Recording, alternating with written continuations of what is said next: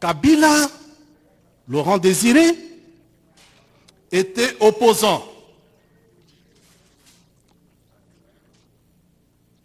à Mobutu Sese Seko Kugumbendu Oasabanga. Et il faisait sa rébellion du côté de l'Est. Il avait pour ami Christopher Kanambe, qui était marié à une certaine Marceline.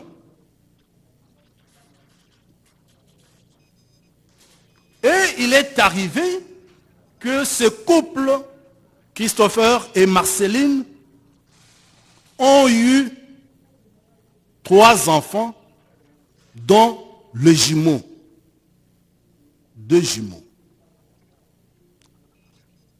Et M. Christopher Kanambe trouva la mort. Ami à Christopher, Laurent Désiré Kabila va se marier coutumièrement à Marceline et va sociologiquement adopter, je dis bien pas juridiquement, sociologiquement adopter les enfants de Marceline. Et entre-temps, Abiyarimana, à qui Christopher faisait opposition, trouve la mort. Mobutu récupère la femme d'Abiyarimana. Comme pour dire en politique, il se passe des choses. C'est par cette façon que Kabila va être intégré, pas dans la famille biologique, mais dans une famille par alliance, parce que sa mère, Marceline, est devenue la femme de Laurent Désiré Kabila. Et cet état de choses est corroboré par le constat suivant. Maman Sifa n'est pas sa mère biologique. Laurent Désiré Kabila n'est pas son père biologique. Kabila n'a pas été adopté juridiquement. Toutes les demandes d'Étienne Kabila, d'Ibrahim Kabila, biologique, la génétique de Laurent Désiré Kabila, ces membres de famille réclament du prévenu, si vous êtes notre frère, comparons le sang par le test ADN. Demande irrécevable. Vous en avez encore pour preuve que Aimé Kabila, qui était dans la même logique, a été assassiné. Floribert Chebeya, qui était sur les traces pour la défense d'Aimé Kabila, nous connaissons tous le sort qui a été réservé à Floribert Chebeya. Tous ces faits,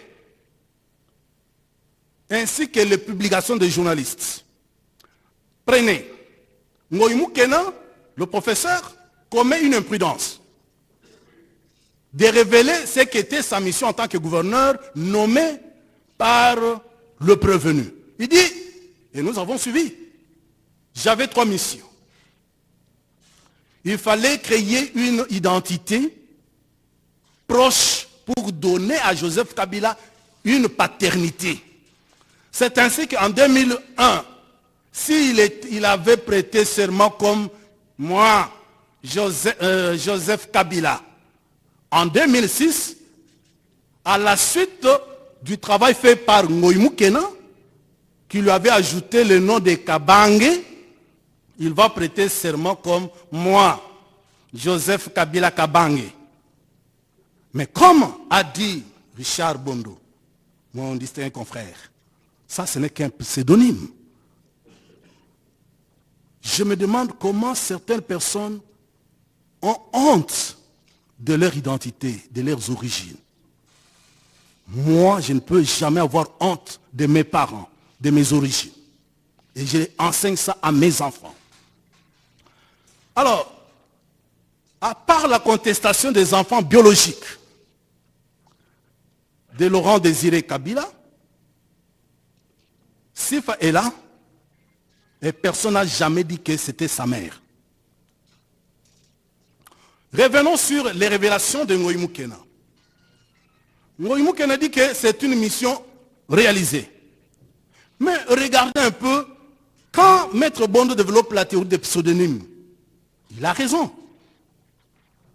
Parce que dans tous les trois éléments qui composent l'identification du prévenu, vous n'avez pas un nom propre. Vous avez le prénom chrétien. Vous avez un nom qu'il a pris de Laurent Désiré Kabila. Et vous avez un nom de circonstance de naissance. En effet, Joseph, c'est un nom biblique. Prénom, comme moi, Jean-Marie.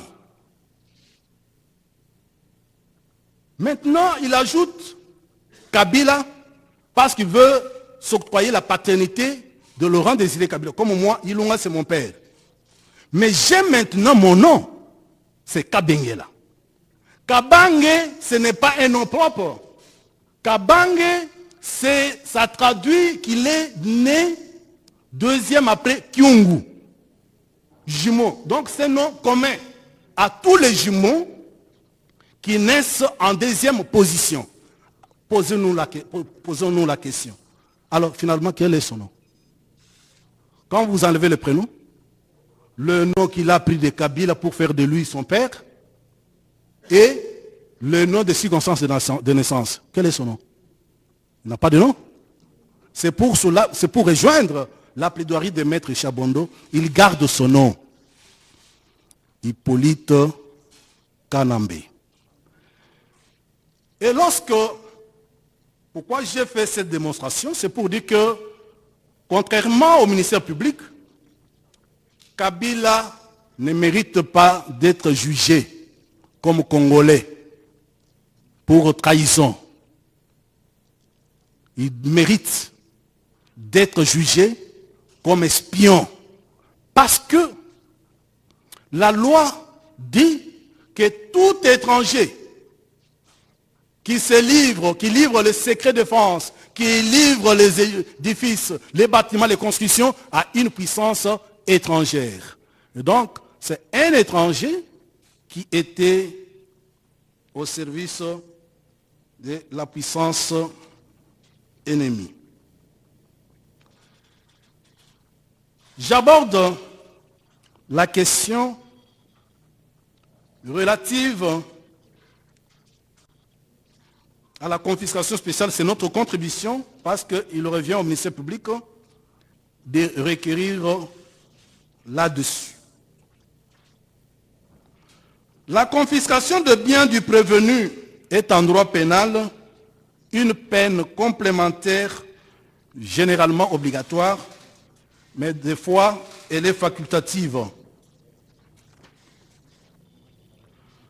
La confiscation spéciale peut porter sur le corps de l'infraction, sur l'objet ayant servi à la commission de l'infraction, sur les choses qui ont été produites par l'infraction, ainsi que sur les choses destinées.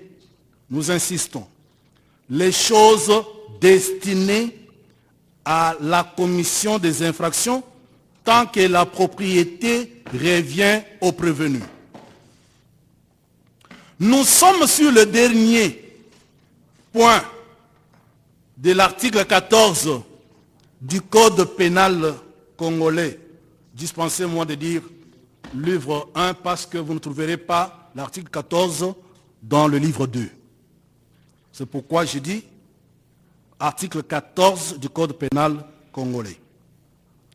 La spécification du livre étant superfétatoire. Il est dit ceci à cette disposition légale. La confiscation spéciale s'applique uniquement Point 1. Aux choses formant l'objet de l'infraction et à celles qui ont servi ou qui ont été destinées à la commettre quand la propriété en appartient au condamné. Parce que des fois, on pense se limiter aux choses produites par la commission de l'infraction ou aux choses qui auraient servi à la commission de l'infraction. On oublie les choses qui sont destinées. S'agissant des choses destinées à la commission des infractions pour lesquelles le prévenu est ici poursuivi, il y a lieu de signaler que toutes les richesses que le prévenu s'est acquises durant son séjour en République démocratique du Congo, le prévenu les destine à la commission des infractions, étant donné qu'il a été jugé à bon droit que les choses destinées à commettre l'infraction comprennent toutes celles dont le prévenu a fait usage intentionnel depuis le commencement de l'exécution jusqu'à la consommation de l'infraction, et celles que le prévenu avait avec lui, mais dont il ne s'est pas servi, parce qu'il n'en a pas eu besoin. C'est très important. Et même celles que le prévenu avait avec lui, mais dont il ne s'est pas servi, parce qu'il n'en avait pas eu besoin. Et parce qu'il n'a pas eu l'occasion de s'en servir. Tel est le cas de toute la richesse accumulée par le prévenu. Il est entendu que la confiscation de biens destinés à la commission des infractions constitue à la fois une peine et une mesure de sécurité publique qui peut être prononcée même par le juge d'appel si le premier juge ne l'avait pas fait, et ce, même si l'infraction faisant l'objet des poursuites est couverte par la prescription. Il y a une référence, je cite Georges Mineur, et vous aurez les références dans notre note de plaidoirie. C'est dans le même sens qu'est écrit l'article 131-21 du Code pénal français, tel que mis à jour le 26 juin 2024, qui dispose comme les libellés de notre législation congolaise. À ce sujet, l'Agence française de gestion et de recouvrement des avoirs saisis et confisqués, établissement public sous double tutelle du ministère de la Justice et du ministère des Comptes publics, a publié ce qui suit. En privant les organisations criminelles de leurs ressources financières, on affaiblit leur capacité à opérer et à se développer. Et l'on restreint leur facilité à commettre d'autres infractions ou financer de nouvelles activités criminelles. Ce qui contribue également à prévenir la récidive. Dans l'espèce, M. Joseph Kabila, alias Hippolyte Kanambe Kazemberera, fondateur et financier du mouvement terroriste AFC M23, trouve les moyens de faire fonctionner et financer les mouvements rebelles qui sèment terreur et mort d'hommes dans la partie est de la République du Congo, dans le gigantesque patrimoine qu'il s'est acquis depuis 2001 jusqu'à ce jour. Sa fortune est ainsi acquise constitue ni moins ni plus des biens destinés à la commission des crimes pour lesquels le prévenu est poursuivi. Il y a donc lieu, sous réserve de biens nécessaires à la survie du prévenu et de ses dépendants, de priver le prévenu de tous les biens qui lui facilitent la commission des infractions pour lesquelles il est poursuivi. Donc, votre haute cour militaire, sur réquisition du ministère public, comprendra que toutes les richesses, quand vous aurez déjà donné à la République, ces dommages d'intérêt que nous allons vous présenter, le reste de biens pourra faire l'objet de confiscation. Monsieur le Premier Président, j'en viens maintenant au droit à la réparation de préjudices subis.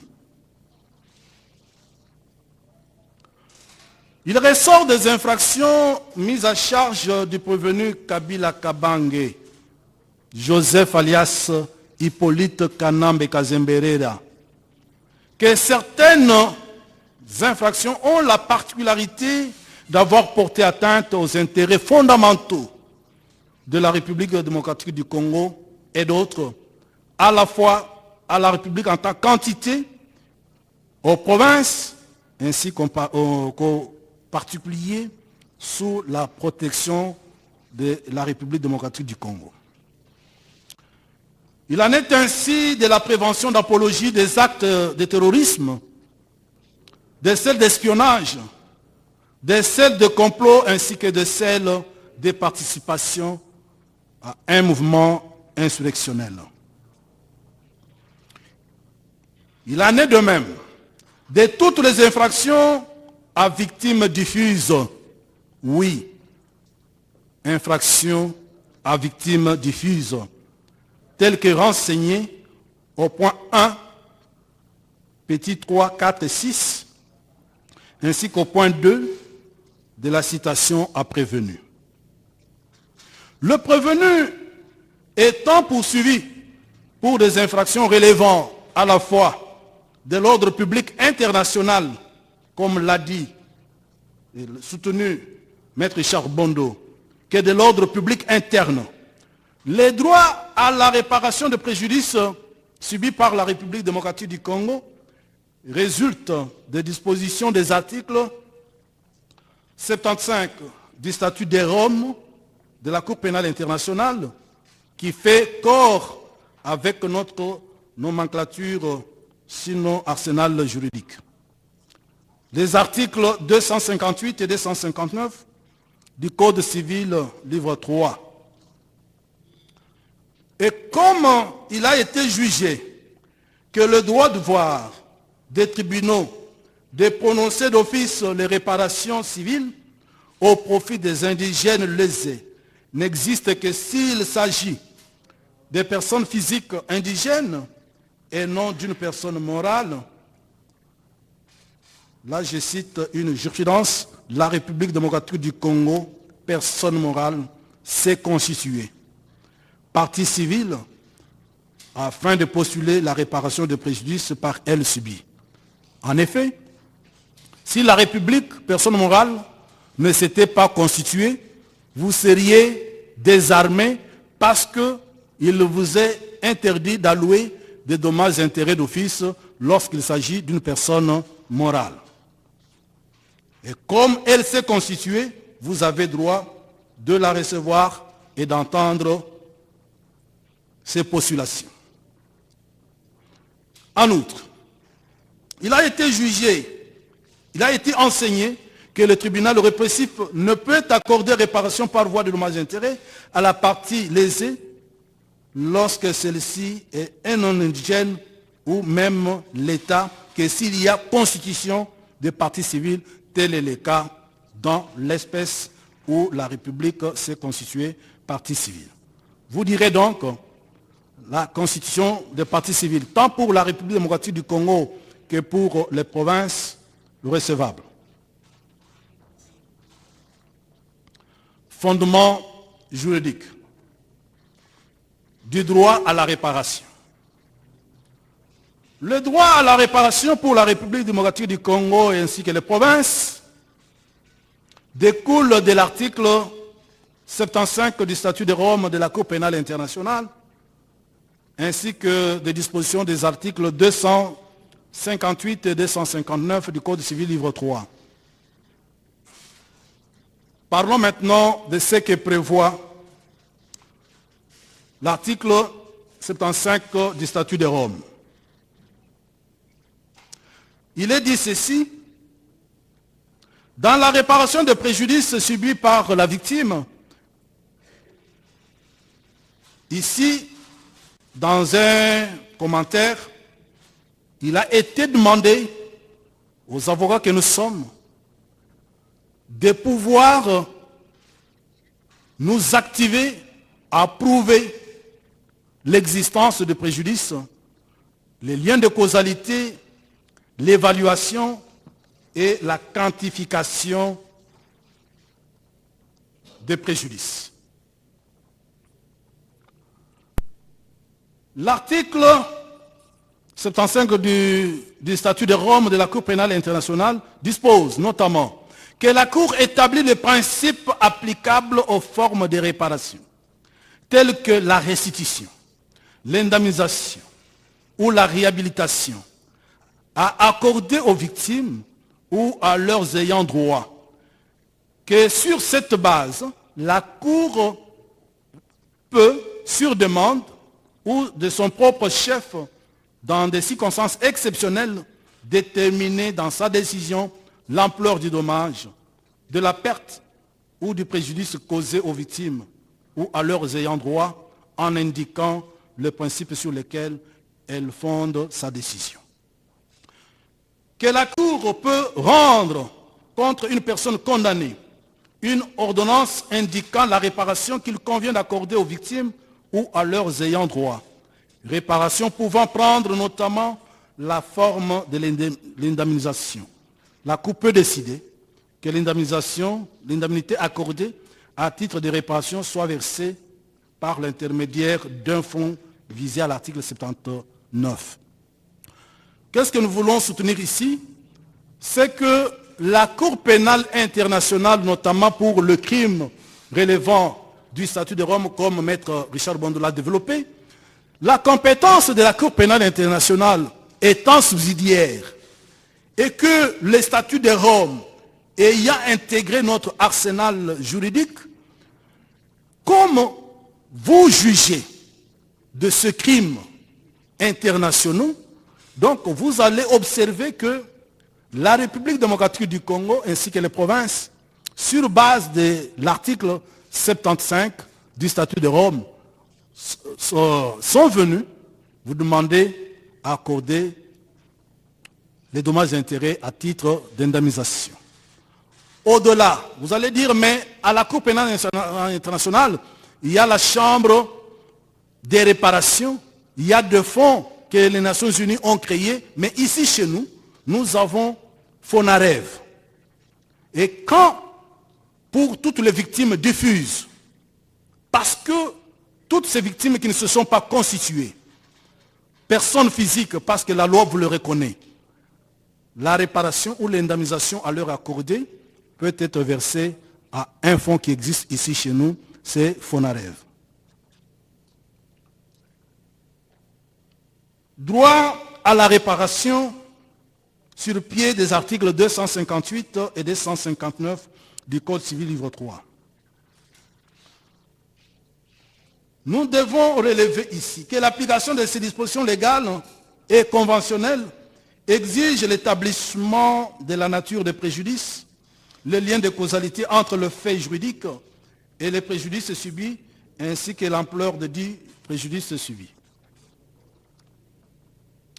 S'agissant de l'ampleur ou de l'étendue des préjudices subis par la République démocratique du Congo, ainsi que les provinces qui sont constituées partie civile, il sied de relever que les infractions mises à charge du prévenu Kabila Kabange, alias Hippolyte Kanambe Kazemberera, ont eu des impacts négatifs sur le plan de la morale collective, sur les matériels et sur les finances des partis civils. En effet, il vous suffit d'ouvrir votre téléphone, de regarder Facebook ou de jeter un coup d'œil dans un groupe WhatsApp. Vous pouvez voir quelle cruauté.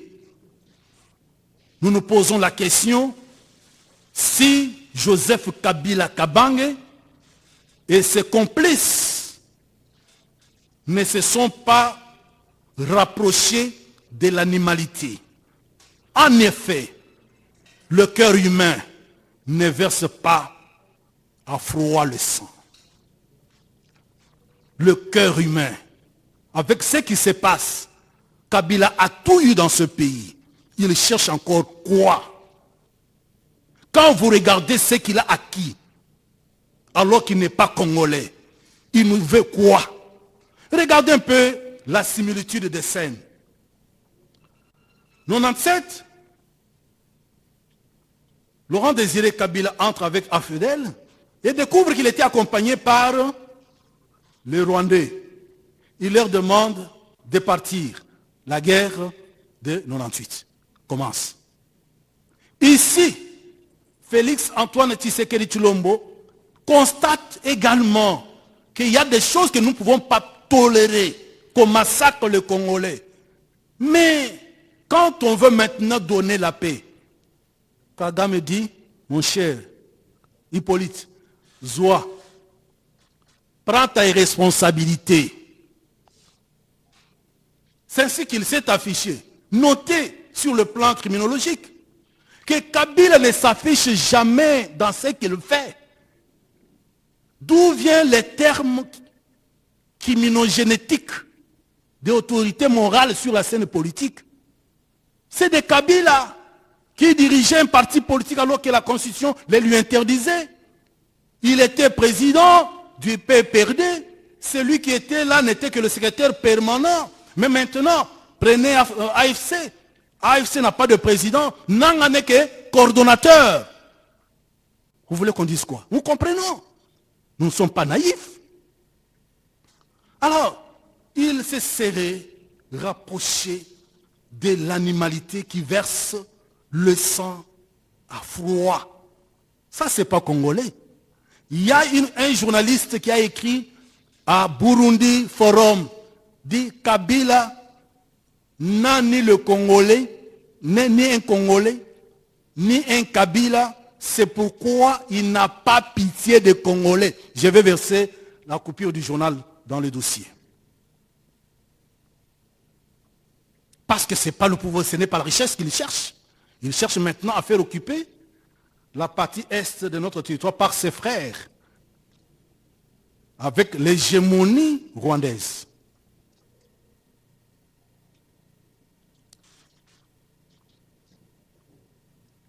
Préjudice subi par la RDC et les provinces. Le préjudice matériel, je vais en parler, qui fait allusion à l'atteinte au patrimoine de la victime. Il en est ainsi les cas de victimes d'escroquerie, les cas de dégradation de biens, d'opportunités d'affaires manquées. Et c'est ça l'espèce. Kabila avec ses amis nous ont empêchés les juges, ont empêché les avocats, ont empêché M. Public. Goma, c'est mon lieu de repos. Le tourisme, c'est parti.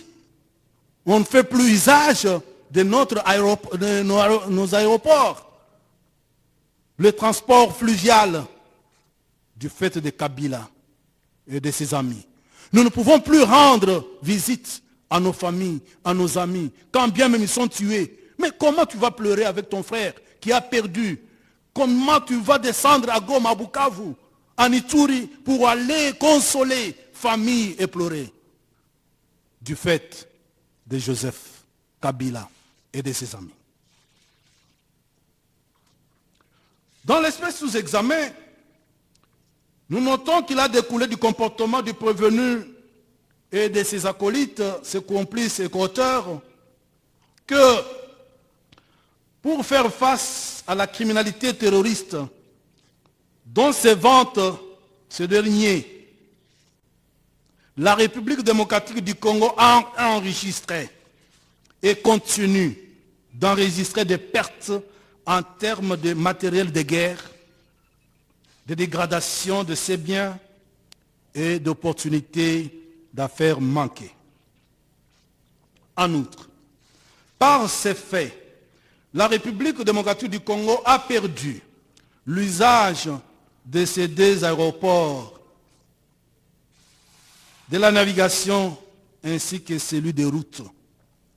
L'évaluation de ces préjudices n'étant pas déterminée, faute pour les agences, notamment de la RVA et autres, transmettre en temps l'état de recettes pour la période concernée, les parties civiles ont le droit de saisir le juge des responsabilités civiles délictuelles après le prononcé de votre arrêt à intervenir. Du préjudice financier. Le comportement du prévenu Kabila Kabange, alias Hippolyte Kanambe Kazemberera, et de ses partenaires ont causé une grande perte d'énormes ressources financières.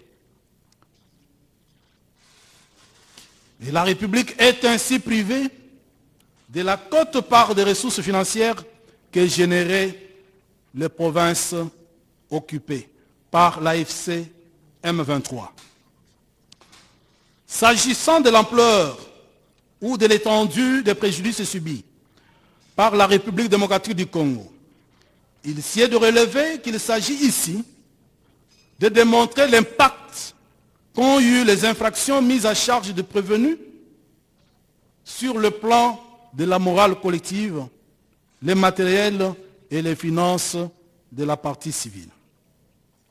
Dans les cas sous examen, pour bien saisir les pertes financières connues par la République démocratique du Congo, du fait notamment de l'occupation de la province du Sud Kivu, pour laquelle les éléments matériels d'évaluation ont été appréhendés, la République démocratique du Congo a eu recours aux recettes de budget des exercices 2023, 2024 et 2025.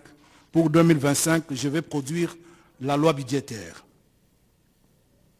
En effet, il ressort de l'arrêté provincial numéro 22, barre 516, barre GP, barre SK, du 15 décembre 2022, portant budget de la province du Sud Kivu pour l'exercice 2023, à son article 2, que les recettes de cette province s'élevaient à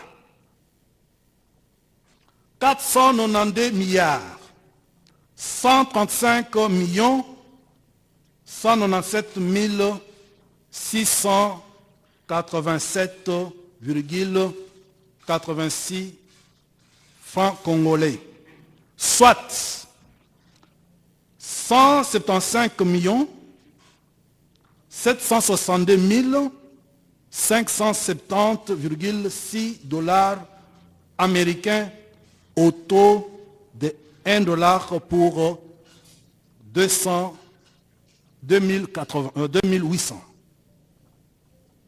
Quant au budget de l'exercice 2024, il était arrêté en équilibre en recettes et dépenses à 533 milliards 577 millions 194 142,60 francs congolais, soit 190 millions 563 283,62 $ américains.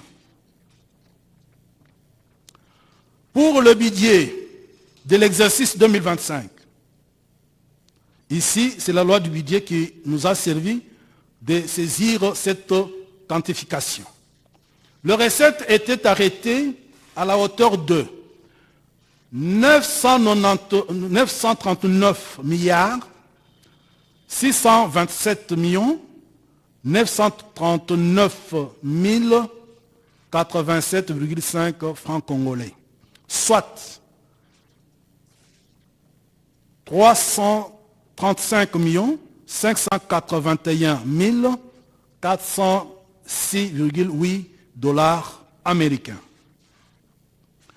Il ressort de ce qui précède que les 3 exercices budgétaires concernés par le fait, parce que nous sommes dans le contrat judiciaire, nous avons pris 2023, parce que c'est concerné par la citation à prévenu jusqu'au jour où nous tenons la présente audience. Que l'exercice budgétaire concerné par le fait d'occupation mise à charge du prévenu que la République démocratique du Congo a perdu respectivement le montant que j'ai indiqué et la sommation en termes budgétaires, c'est 701 907 261 dollars américains. En matière de douane, la résurgence des conflits armés dans la partie est de la République démocratique du Congo n'a pas fait seulement des morts, elle a également occasionné un coulage de recettes dans les provinces du Nord Kivu et du Sud Kivu sous l'empire des forces étrangères et de leurs supplétifs.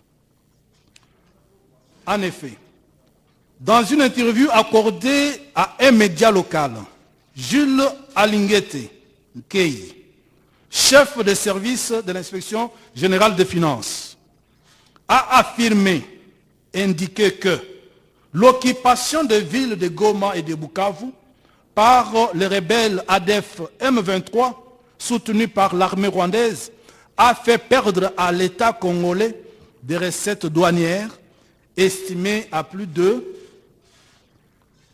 200 millions de dollars américains par mois. 200 millions de dollars par mois, soit 9% des recettes et aussi 3% mobilisés par le régime financier. Il a soutenu que dans les villes occupées par l'armée rwandaise, en termes de recettes douanières, l'occupation de Goma et de Bukavu nous a fait perdre entre 200 millions et 250 millions. Pour notre part, nous prenons la part la plus importante, à savoir 250 millions de dollars par mois. Ainsi, la RDC a perdu mensuellement plus de 250 millions de dollars de recettes douanières dans les zones occupées par le rebelle AFC M23. Ce chiffre, sur 3 ans d'occupation, donne l'opération suivante. 250 millions fois 12 annuels, fois 3 ans d'occupation, cela revient, nous donne 9 milliards de dollars en termes de recettes douanières. Donc la République démocratique du Congo a perdu 9 milliards de dollars en termes de recettes douanières.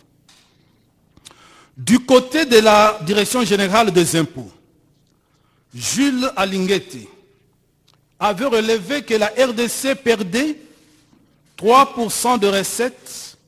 Cela revient à diviser le 9% des douanes en matière douanière par 3, ce qui fera 9 milliards divisé par 3, nous aurons 3 milliards en termes de recettes d'impôts, recettes fiscales. Outre ces pertes en termes de recettes, la RDC a perdu, au dire du ministre des Mines d'alors, M. Kizito Pakabomba, du fait de l'exploitation minière sur les sols congolais par le Rwanda, plus d'1 milliard de dollars américains, confère le briefing du dit ministre du 18 février 2025. Ce chiffre multiplié par 3 ans d'occupation, qui nous concerne ici, donne 3 milliards de dollars. À ces sommes, il y a lieu d'ajouter 2 480 que la République est tenue de débourser au profit de l'ensemble des collectifs des avocats. On dit est tenue de débourser. N'a pas encore déboursé, mais elle est tenue de débourser. Du préjudice matériel.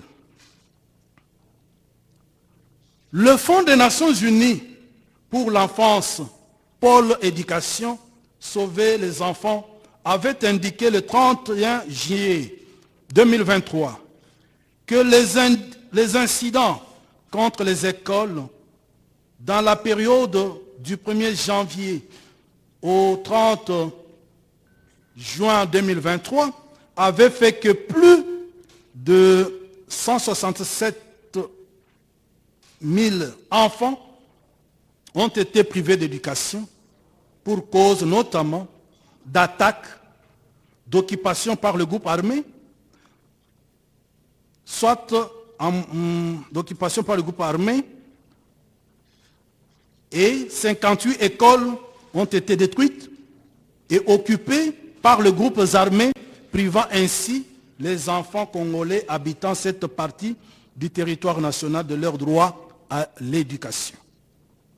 À Walikale, actualité.cd, du lundi 7 avril 2025, rapporte que l'hôpital général de référence de Kibwa, dans la zone de santé du même nom, au nord Kivu, a été pillé de fond en comble le samedi 5 avril dernier.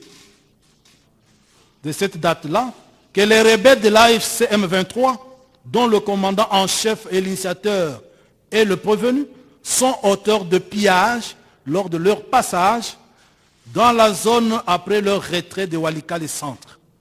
Que tous les matériels et médicaments essentiels ont été emportés.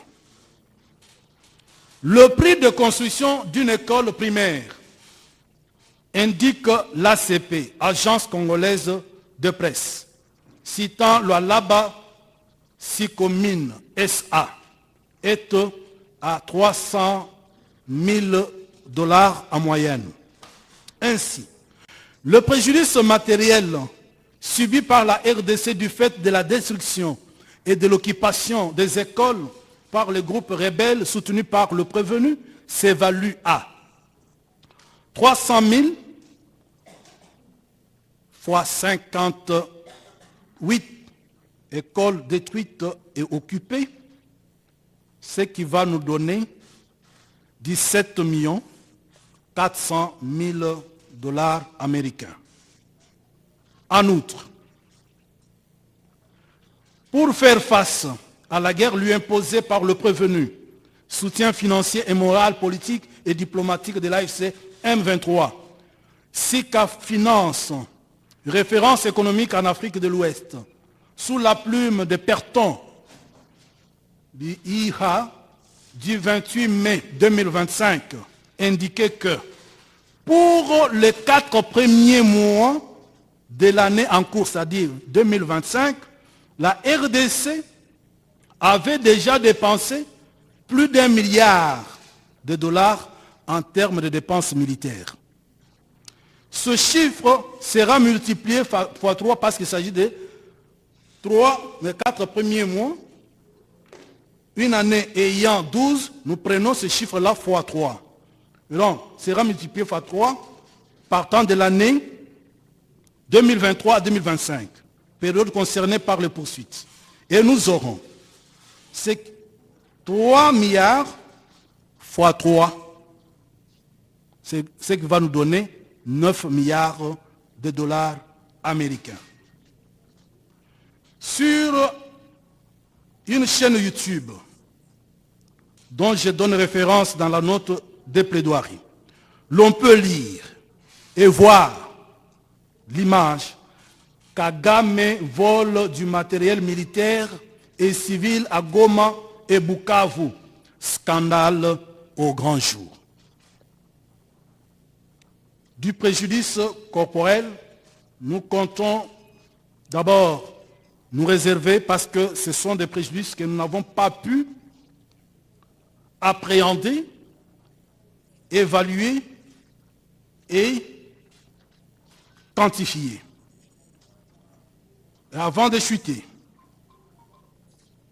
l'ensemble des préjudices subis par la République démocratique du Congo, sous réserve de ceux qui n'ont pas connu d'évaluation chiffrée, sur lesquels la Cour des séances se réservera, sont évalués à la hauteur de 24 milliards 721 millions 787 261 $, ventilés comme suit. 701 907 261 équivalent aux 3 exercices budgétaires de la province du Sud Kivu. 9 milliards de dollars représentant le manque à gagner en termes de recettes douanières pour 3 ans. 3 milliards de dollars représentant le manque à gagner en termes d'impôts. 3 milliards de dollars représentant la valeur des pillages de minerais par le Rwanda pour la période de 3 ans. 17 400 000 représentant la valeur des écoles détruites, incendiées et ou occupées par les rebelles de l'AFC M23. 9 milliards de dollars représentant les dépenses militaires engagées par la RDC pour faire face à la rébellion. 2 480 000 que la République devra débourser pour honorer les prestations de ses avocats comparaissants et ceux qui sont en province. Tous ces préjudices ont un lien direct avec l'infraction mise à charge du prévenu, du lien de causalité entre le fait et le préjudice qui en ont résulté. Dans l'espèce sous examen, il va sans dire que sans le comportement belliqueux de cet enfant que notre compatriote a accueilli parce que l'amour emporte tout, emporte femmes et enfants, et souvent c'est parmi les conditions que posent les femmes lorsqu'elles se sentent beaucoup aimées. Est-ce que tu es à mesure aussi de supporter mes enfants? Dans l'ivresse de l'amour, Laurent Désiré Kabila accepta un mal qui nous a accompagnés jusqu'aujourd'hui, et par ce geste incontrôlé qui a été négligé, des Congolais meurent, sont massacrés. C'est une interpellation à chacun de nous de Congolais. Lorsque vous adoptez, vous vous remariez, faites attention. Donc, il y a un lien de causalité parce que tous ces préjudices que je viens de citer, d'évaluer, n'auraient pas survenu s'il n'y avait pas la commission des infractions que le ministère public met en charge du prévenu et de ses alliés. Ce préjudice est certain. Ça ne demande pas une démonstration particulière. Il est direct, sans besoin d'une démonstration. Et ce lien consiste en la violation d'un intérêt légitime. La République démocratique du Congo a un intérêt légitime à gouverner l'ensemble des territoires nationaux. Et voilà quelqu'un que nous avons toléré. Et ici, il y a certaines langues qui pensent que Kabila serait le bienvenu en République démocratique du Congo. Je leur demande d'interroger l'histoire de tous ceux qui ont connu la vraie histoire de Kabila. Personne n'est resté en vie. Même les ressortissants de la province qui lui a reconnu une certaine paternité, comme pour effacer les traces de son histoire ambiguë, il a supprimé tous. Monsieur le Premier Président, je compte m'arrêter ici avec larmes au cœur, le fait de voir nos compatriotes de l'Est du pays qui ne savent plus venir ici. Nous ne pouvons pas aller et je laisse la tâche de disposer à notre coordonnateur, bien entendu, après l'intervention de certains confrères et qui vont vous édifier sur notre façon de travailler. Merci beaucoup. Merci beaucoup, mais je pense que chacun de vous a constaté que, je dirais, l'attention a commencé à baisser. Et je pense que la meilleure solution, c'est de suspendre pour quelques minutes, de manière à ce qu'on revienne ici un peu plus frais.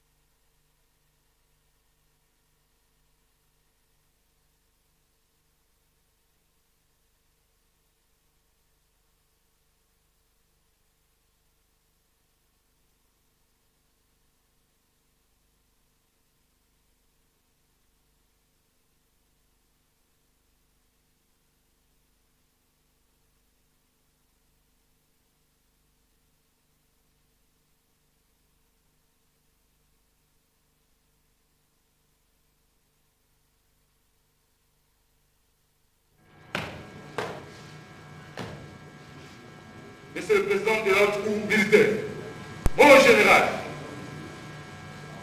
l'audience de ce jour